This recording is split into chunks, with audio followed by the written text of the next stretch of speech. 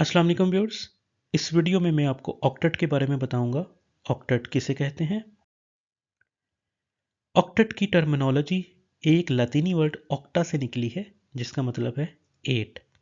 आप लोगों ने नंबरिंग सिस्टम के बारे में मैथमेटिक्स में पढ़ा होगा, जिसमें से एक नंबरिंग सिस्टम है बेस 8 नंबरिंग सिस्टम, जिसमें 0 से लेकर 7 तक टोटल 8 डिजिट्स होते हैं। इसी वजह से इसे ऑक्टल नंबरिंग सिस्टम भी कहा जाता है।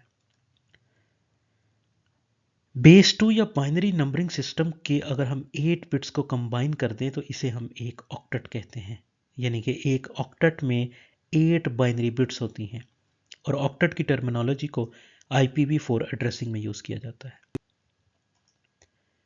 अगर हम एक IP एड्रेस को बाइनरी फॉर्म में रिप्रेजेंट करें तो हर 8 बिट्स को कंबाइन करके एक ऑक्टेट बनाया जाता है।